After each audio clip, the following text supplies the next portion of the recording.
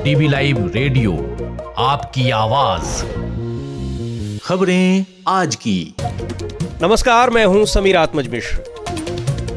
America से अवैध प्रवासियों का दूसरा जत्था भारत के लिए रवाना, आज पहुंचेगा अमृतसर। लेकिन अमृतसर में जहाज की लैंडिंग पर उठे सवाल। भगवंत मान बोले, ये पंजाब का अपमान। साजिश के अधीन पंजाब नूं ते पंजाबियों नूं बदनाम कर लिया। जिहड़े अमरीका तो ट्रंप सरकार बनी तो उन्होंने डिपोर्ट करने शुरू करते। अखिलेश यादव ने चुनाव आयोग पर लगाए गंभीर आरोप। एक व्यक्ति 6 वोट डाला है, आपने क्या किया? आपने मरे हुए का जिंदा करके वोट डलवा दिया, क्या हुआ? जानेंगे शेयर मार्केट की हलचल और ले चलेंगे जोधपुर में हो रहे सेक्रेड स्पिरिट फेस्टिवल में भी, बस थोड़ी देर में।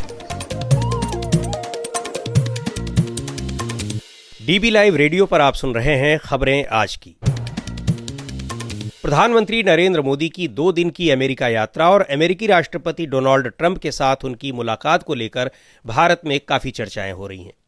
प्रधानमंत्री की यात्रा से पहले ही राष्ट्रपति ट्रंप के तेवरों से साफ पता चल रहा था कि वो भारत समेत तमाम देशों के साथ वैसे रिश्ते नहीं रखने वाले हैं जैसा कि उनके पिछले कार्यकाल में था, या फिर जैसी कि अमेरिका की पारंपरिक विदेश नीति है। मोदी की मुलाकात के बाद भी उसमें कोई परिवर्तन नहीं दिखा।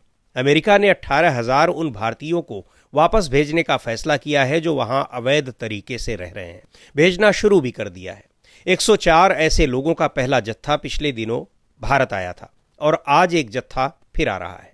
अमेरिकी वायुसेना का विमान आज 119 लोगों को लेकर अमृतसर के हवाई अड्डे पर उतरेगा। पिछला विमान भी अमृतसर ही आया था। अब सवाल इस बात पर उठ रहे हैं कि आखिर अमेरिकी विमानों को अमृतसर में ही क्यों उतारा जा रहा है। एक रिपोर्ट के साथ हैं आराधना। अमेरिका से निर्वासित 119 भारतीयों को लेकर अमेरिकी सैन्य विमान C-17 आज देर शाम पंजाब के अमृतसर अंतर्राष्ट्रीय हवाई अड्डे पर उतरने वाला है। आज जिन प्रवासियों को भेजा गया है उनमें पंजाब, हरियाणा, गुजरात, उत्तर प्रदेश, गोवा, महाराष्ट्र, राजस्थान, हिमाचल प्रदेश और जम्मू कश्मीर के लोग हैं। पिछले हफ्ते भी 104 लोगों को लेकर अमेरिकी वायुसेना का विमान अमृतसर हवाई अड्डे पर उतरा था, जिसमें ज्यादातर लोग गुजरात, हरियाणा और पंजाब के थे। पंजाब के मुख्यमंत्री भगवंत मान ने इस बात पर सवाल खड़े किए हैं कि आखिर अवैध प्रवासियों को लेकर जो विमान आ रहे हैं उन्हें अमृतसर हवाई अड्डे पर ही क्यों लैंड कराया जा रहा है। हुण जिहड़ा नवां इन्हां ने कीता है, साजिश के अधीन पंजाब नूं ते पंजाबियों नूं बदनाम कर लिया। जिहड़े अमरीका तो ट्रंप सरकार बनी तो उन्होंने डिपोर्ट करने शुरू करते। भगवंत मान कह रहे हैं कि बीजेपी के नेतृत्व वाली केंद्र सरकार अमृतसर को इन डिपोर्टेशन फ्लाइट्स के लिए लैंडिंग साइट बनाकर जानबूझकर पंजाब की छवि खराब कर रही है। आखिर अमृतसर को ही बार बार निर्वासन उड़ानों के लिए क्यों चुना जा रहा है? ये एक सोची समझी राजनीतिक साजिश है। विदेश मंत्रालय को ये बताना चाहिए कि अमृतसर को इस लैंडिंग के लिए किस आधार पर चुना गया। जब प्रधानमंत्री नरेंद्र मोदी और अमेरिकी राष्ट्रपति डोनाल्ड ट्रंप मिल रहे थे, तब हमारे लोगों को जंजीरों में जकड़ा जा रहा था। क्या यही ट्रंप का भारत को दिया गया तोहफा है? पंजाब के मुख्यमंत्री भगवंत मान की इन आपत्तियों को दूसरे दलों, मसलन पंजाब के अकाली दल, महाराष्ट्र की शिवसेना UBT और कांग्रेस पार्टी ने भी सही ठहराया है और सवाल किया है कि आखिर अमृतसर में ही इन उड़ानों को क्यों रोका जा रहा है। शिवसेना सांसद प्रियंका चतुर्वेदी कहती हैं, बात उनकी बिल्कुल सही है। अगर आप पहले जो एयरक्राफ्ट आया था, लैंड किया था, जहां पे लोगों को जंजीर बांधकर टॉयलेट की व्यवस्था ना देकर यूएस मिलिट्री एयरक्राफ्ट से इनह्यूमन कंडीशंस में लाया गया, जिसमें से ज्यादा जो लोग थे गुजरात से थे, तो गुजरात में लैंड करने की बजाय उनको अमृतसर में लैंड किया गया, ये माहौल बनाने के लिए कि सारे जो इलीगल इमिग्रेंट्स हैं वो पंजाब से जा रहे हैं। इकोनॉमिक डिस्ट्रेस है तो सिर्फ पंजाब में है, पर सिर्फ पंजाब में नहीं है, ये गुजरात में भी है। अमृतसर एक सीमावर्ती जिला है और पाकिस्तान के लाहौर शहर की दूरी वहां से सिर्फ 40 किलोमीटर है। ऐसे में सुरक्षा और सामरिक दृष्टि से भी अमेरिकी सेना के जहाज के उतरने पर सवाल उठ रहे हैं। कांग्रेस नेता सुप्रिया श्रीनेत कहती हैं, पिछली बार जो 104 लोगों को लेकर विमान आया था उसमें अधिकांश गुजरात के लोग थे। वो विमान यहाँ क्यों आया, वो विमान पंजाब क्यों आया, वो गुजरात क्यों नहीं गया, ये सवाल तो अपने आप में पूछे जाएंगे। लेकिन मुझे उससे ज्यादा बड़ी तकलीफ इस बात की है कि जब कल नरेंद्र मोदी जी से ये सवाल पूछा गया और राष्ट्रपति ट्रंप के साथ वो मौजूद थे, तो उन्होंने एक बार भी जो हमारे लोगों के साथ प्रताड़नाएं हुई, जो हमारे लोगों को डिटेंशन सेंटर में डाला गया, जो 40 घंटे तक उनको हथकड़ी लगाई गई, बेड़ियां लगाई गई, महिलाओं तक को नहीं बख्शा गया, उसमें बच्चे थे, उस मुद्दे को उठाया ही नहीं उन्होंने। वहीं बीजेपी नेताओं का कहना है कि पंजाब के मुख्यमंत्री इस मामले में राजनीति कर रहे हैं, लेकिन पंजाब बीजेपी के महासचिव अनिल सरीन कहते हैं कि इस बात की जांच होनी चाहिए कि जिन लोगों को अमेरिका से वापस भेजा जा रहा है वो अवैध तरीके से पहुंचे कैसे। मैं भगवंत मान की स्टेटमेंट की कड़े शब्दों में निंदा करता हूं और मांग करता हूं, अगर मुख्यमंत्री हो, दम है, तो जिन ट्रैवल एजेंट्स ने लाखों रुपया लेकर इनको इलीगली बाहर भेजा था, उनके ऊपर कार्रवाई करके पंजाब की जनता और देश की जनता को बताएं। अवैध तरीके से अमेरिका पहुंचे भारतीयों की वापसी और उन्हें जिस अमानवीय तरीके से लाया गया उसे लेकर सवाल उठ ही रहे हैं।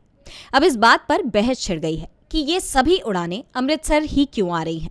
बहरहाल ये देखना होगा कि आज आ रहे भारतीयों को अमेरिका किस तरह भेजता है, सामान्य नागरिकों की तरह या फिर जैसे पिछली बार भेजा था, हाथों में हथकड़ी और पैरों में बेड़ियां डालकर। रिपोर्ट सुना रही थी आराधना। प्रधानमंत्री नरेंद्र मोदी की अमेरिका यात्रा की काफी चर्चा है। खासकर गुरुवार को व्हाइट हाउस में अमेरिकी राष्ट्रपति डोनाल्ड ट्रंप से उनकी मुलाकात की और दोनों नेताओं के बीच हुई द्विपक्षीय वार्ता की। यह मुलाकात ऐसे समय हुई है जब अवैध प्रवासियों को वापस भेजने और नए टैरिफ लगाने को लेकर ट्रंप प्रशासन का रुख कड़ा है। इस नजरिए से भी इस मुलाकात पर सबकी नजरें थी। भारत में तो इस पर अलग अलग राय रखी ही जा रही है। जहां कुछ विशेषज्ञ इसे एक नए संबंधों की शुरुआत के रूप में देख रहे हैं, वहीं भारत के लिहाज से इसे ठीक नहीं माना जा रहा है, खासकर अवैध तरीके से अमेरिका में रह रहे प्रवासी भारतीयों की वापसी को लेकर। अमेरिकी मीडिया इसे किस तरह से देख रहा है, बता रही हैं अंशिता।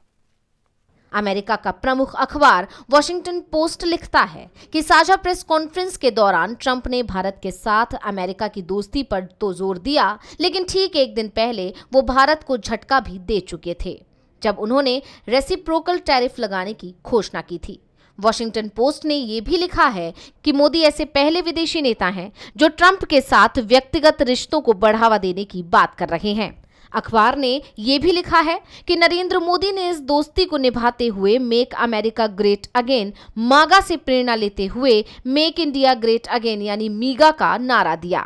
वॉशिंगटन पोस्ट के मुताबिक भारत अमेरिका को डिफेंस, तेल, गैस और टेक्नोलॉजी समेत कई क्षेत्रों में जिस तरह से छूट देने को राजी हो गया है, निश्चित तौर पर वो ट्रंप सरकार की एक बहुत बड़ी जीत है। लेकिन अमेरिका के ही एक दूसरे प्रमुख अखबार न्यूयॉर्क टाइम्स ने लिखा है कि राष्ट्रपति ट्रंप ने भारत पर भारी टैरिफ का दबाव डाला है। बावजूद इसके भारत के प्रधानमंत्री नरेंद्र मोदी ने सार्वजनिक रूप से ट्रंप को संतुष्ट करने की ही कोशिश की। अखबार ने यह भी लिखा है कि मोदी की कोशिश रही कि इस दौरान वो किसी भी विवादित मुद्दे को हावी न होने दे। न्यूयॉर्क टाइम्स ने मोदी के भाषाई ज्ञान का जिक्र करते हुए लिखा है कि नरेंद्र मोदी ने अपने ज्यादातर बयान ट्रांसलेटर की मदद से ही दिया, खुद से नहीं। वहीं अमेरिका के प्रमुख टीवी चैनल CNN ने मोदी की ट्रंप से मुलाकात से ज्यादा उनकी एलॉन मस्क से मुलाकात की चर्चा की है। CNN के मुताबिक मोदी के एलॉन मस्क से मुलाकात के बारे में ट्रंप को पता भी नहीं था, क्योंकि एक सवाल के जवाब में ट्रंप ने स्पष्ट तौर पर कहा कि मुझे नहीं पता कि वे मिले थे, लेकिन यदि मिले होंगे तो शायद इस वजह से कि मस्क एक कंपनी चलाते हैं और भारत में बिजनेस करना चाहते हैं। डीबी लाइव रेडियो पर आप सुनते हैं देश दुनिया की ताजा तरीन खबरें और खबरों के बीच की खबरें यानी विश्लेषण भी। खबरों और विश्लेषण के अलावा यहाँ होती है साहित्य, कला, संस्कृति और विज्ञान से लेकर आर्थिक और खेल जगत की भी चर्चा। कार्यक्रम में आगे हैं कुछ राजनीतिक खबरें, शेयर मार्केट की साप्ताहिक समीक्षा और राजस्थान के जोधपुर में चल रहे सेक्रेड स्पिरिट फेस्टिवल की खबर भी। लेकिन पहले एक नजर डाल लेते हैं अब तक की कुछ प्रमुख खबरों पर। प्रमुख समाचारों के साथ मैं हूं अतुल सिन्हा। इजराइल हमास युद्ध विराम समझौते पर आशंकाओं के बीच इजराइल ने कुछ फलस्तीनी कैदियों को रिहा कर दिया है। उससे कुछ देर पहले हमास ने भी 3 बंधकों को छोड़ा था। रिहा किए गए कैदियों को लेकर रेड क्रॉस की एक बस रामल्ला पहुंची है। अमेरिका के अरबपति व्यवसायी एलन मस्क ने ओपन AI को खरीदने का प्रस्ताव दिया था, लेकिन कंपनी ने उनके इस प्रस्ताव को ठुकरा दिया है और कहा है कि वह बिकाऊ नहीं है। शनिवार को ओपन AI के निदेशक मंडल की ओर से अध्यक्ष ब्रेट टेलर ने सोशल मीडिया पर इस बारे में एक बयान जारी किया। छत्तीसगढ़ से प्रयागराज के कुंभ में शामिल होने जा रहे 10 श्रद्धालुओं की एक सड़क हादसे में मौत हो गई है। इस हादसे में 19 लोग घायल हुए हैं। सभी मृतक छत्तीसगढ़ के कोरबा और जांजगीर चांपा जिले के रहने वाले थे। अमेरिकी सेना ने ट्रांसजेंडर व्यक्तियों की भर्ती रोक दी है। सेना ने अपने एक्स हैंडल के जरिए ये जानकारी दी है। दुनिया के नंबर 1 और इटली के टेनिस खिलाड़ी यानिक सिनर पर 3 महीने का प्रतिबंध लगाया गया है। इसे उन्होंने स्वीकार कर लिया है। इससे पहले वर्ल्ड एंटी डोपिंग एजेंसी वाडा और सिनर के बीच पिछले साल के डोपिंग के मामले पर समझौता हुआ था। 23 वर्षीय यानिक सिनर ने पिछले महीने ऑस्ट्रेलियाई ओपन जीता था। उन पर प्रतिबंध 4 मई तक रहेगा। इसके बाद वो फ्रेंच ओपन में खेल सकेंगे। और अब बात करते हैं उत्तर प्रदेश की। समाजवादी पार्टी के अध्यक्ष और उत्तर प्रदेश के पूर्व मुख्यमंत्री अखिलेश यादव ने मिल्कीपुर विधानसभा उपचुनाव में अपनी पार्टी के उम्मीदवार की हार पर एक बार फिर चुनाव आयोग पर निशाना साधा है। उन्होंने कहा है कि ऐसे लोगों के नाम भी मतदाता सूची में डाल दिए गए जो अब इस दुनिया में हैं ही नहीं। भाई ये बताइए, एक व्यक्ति 6 वोट डाला है, आपने क्या किया? आपने मरे हुए का जिंदा करके वोट डलवा दिया, क्या हुआ? आप बताइए, बीएलओ पोस्ट हो गए, पीडी अधिकारियों क्यों हटाया आपने? बीएलओ कौन पोस्ट हुए? आपने प्रिसाइडिंग ऑफिसर की जो रिकॉर्डिंग है उनको क्या टारगेट दिया था वोट डालने के लिए? जो लोग मौजूद नहीं थे उनके भी वोट डाल दिए। भाई वो लोग दिल्ली मुंबई में हैं, उनके भी वोट डल गए। अधिकारी जात के आधार पर अधिकारी पोस्ट करोगे आप? मिल्कीपुर विधानसभा चुनाव में बीजेपी उम्मीदवार की 60,000 से भी ज्यादा मतों से जीत हुई थी। मिल्कीपुर उसी फैजाबाद लोकसभा सीट के तहत आता है जहां लोकसभा चुनाव में समाजवादी पार्टी ने भारतीय जनता पार्टी उम्मीदवार को हराया था और इस जीत की देश भर में चर्चा थी। चर्चा की वजह यह थी कि इसी लोकसभा सीट के तहत अयोध्या शहर भी आता है। आप सुन रहे हैं डीबी लाइव रेडियो, आपकी आवाज। कार्यक्रम में अब एक नजर डालते हैं इस हफ्ते शेयर मार्केट में क्या हलचल रही और निवेशकों के लिए यह हफ्ता कैसा रहा। तो अंशिता बताएं, कैसा रहा इस हफ्ते का शेयर बाजार? शेयर मार्केट में पिछले हफ्ते लगातार गिरावट दर्ज की गई और आखिरी दिन यानी शुक्रवार को भी निवेशकों को भारी नुकसान का सामना करना पड़ा। स्मॉल कैप शेयर करीब 3% टूटकर मंदी की गिरफ्त में आ गए और मिड कैप भी 2.4% फिसलकर मंदी के करीब पहुंच गए। मिड कैप शेयर अपनी टॉप पोजीशन से 18.4% तक नीचे आ चुके हैं। वहीं लार्ज कैप शेयरों की बहुतायत वाले निफ्टी और सेंसेक्स भी सप्ताह के आखिरी दिन कारोबार के दौरान 1% से ज्यादा लुढ़क गए थे। हालांकि मार्केट बंद होने के वक्त इन शेयरों ने अपने नुकसान की कुछ भरपाई जरूर कर ली। बॉम्बे स्टॉक एक्सचेंज में सूचीबद्ध कंपनियों की कुल कैपिटल वैल्यू 7 लाख करोड़ रुपए घट गई, जो जून 2024 के बाद सबसे कम है। विदेशी पोर्टफोलियो इन्वेस्टर्स ने करीब 4,295 करोड़ रुपए की बिकवाली की। इसके साथ ही वो इस साल में अब तक करीब 1 लाख करोड़ रुपए के शेयर बेच चुके हैं। एक्सपर्ट्स का कहना है कि इस साल की शुरुआत में आई कंपनियों के नतीजे बाजार के अनुमान से काफी कमजोर हैं, खासकर मिड कैप और स्मॉल कैप में, जिसकी वजह से निवेशक जोखिम लेने से बच रहे हैं। शेयर बाजार उसका कोई सूचकांक या शेयर जब अपने टॉप लेवल से 20% तक नीचे गिर जाता है तो उसे बेयर मार्केट यानी मंदड़ियों की गिरफ्त में पहुंच गया मान लिया जाता है।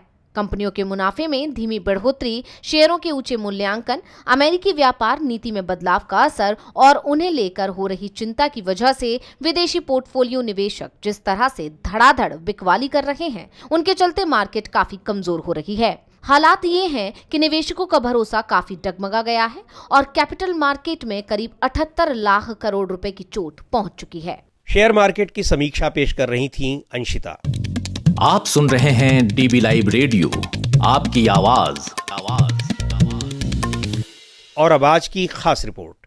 कल हमने आपको जैसलमेर के मरु महोत्सव के बारे में बताया था और आज आपको लेकर चलते हैं जोधपुर, जहां के विश्व धरोहर मेहरानगढ़ फोर्ट में चल रहा है सैक्रेड स्पिरिट फेस्टिवल यानी सूफी महोत्सव। वहां मौजूद हैं हमारे साथी अतुल सिन्हा। सुनते हैं उनकी ये खास रिपोर्ट।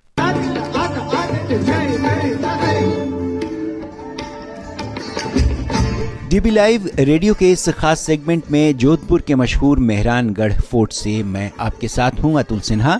यहाँ चल रहा है 3 दिनों का रंगारंग सीक्रेट स्पिरिट फेस्टिवल। यहाँ मौजूद हैं देश विदेश के कलाकार और गीत संगीत का समा बंधा हुआ है। संगीत में पारंपरिक और आधुनिक पाश्चात्य शैलियों का फ्यूजन यहाँ संगीत और संस्कृति प्रेमियों को एक अलग ही दुनिया में ले जा रहा है। दुनिया के दूसरे सबसे बड़े किले के तौर पर मशहूर मेहरानगढ़ के पूर्व महाराज गज सिंह इसके मुख्य संरक्षक हैं और हर साल मेहरानगढ़ म्यूजियम ट्रस्ट इस फेस्टिवल को आयोजित करता है। 14 फरवरी यानी वैलेंटाइंस डे के दिन किले में लोक गायकी और पाश्चात्य संगीत की स्वर लहरियां गूंजी तो मानो इस नीली नगरी में कई रंग उतर आए।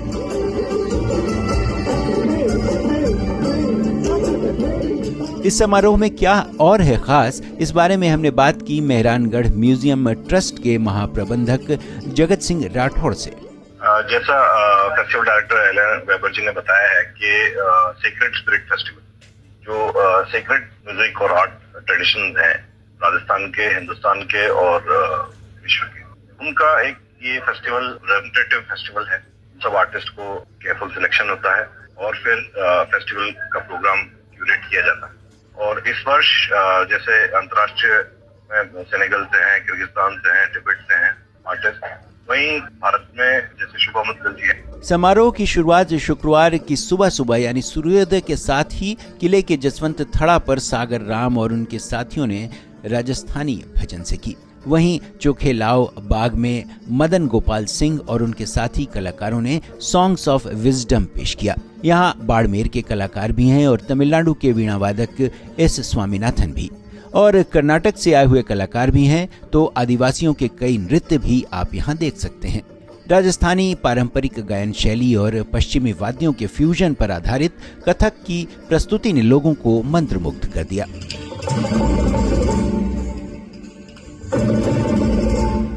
15 फरवरी की सुबह जसवंत थड़ा झील पर जयपुर के गायक मोहम्मद अमान की ख्याल गायकी ने विदेशी पर्यटकों को और संगीत प्रेमियों को मंत्रमुग्ध कर दिया। शाम के वक्त रंग बिरंगी रोशनी में नहाया यह किला बेहद खूबसूरत नजर आ रहा है। जोधपुर की इस बेहतरीन विरासत में परंपरा, कला और संगीत का यह संगम देखना हो तो यहाँ एक बार आना तो बनता ही है।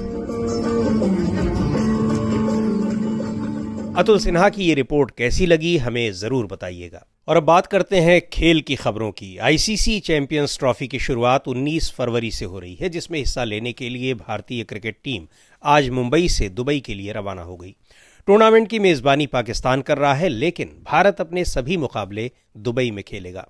कप्तान रोहित शर्मा, हेड कोच गौतम गंभीर और विराट कोहली समेत टीम के अन्य खिलाड़ियों के साथ भारतीय टीम रवाना हुई। टूर्नामेंट में भारत 20 फरवरी को अपना पहला मैच बांग्लादेश से खेलेगा। भारत का दूसरा मुकाबला 23 फरवरी को पाकिस्तान से होगा, जो दुबई में खेला जाएगा। इस कार्यक्रम को अब यहीं समाप्त करते हैं। बने रहिए डीबी लाइव रेडियो के साथ। सुनिए हर शाम 7 बजे दिन भर की खबरों और विश्लेषण का हमारा ये प्रोग्राम खबरें आज की। अब दीजिए इजाजत। नमस्कार।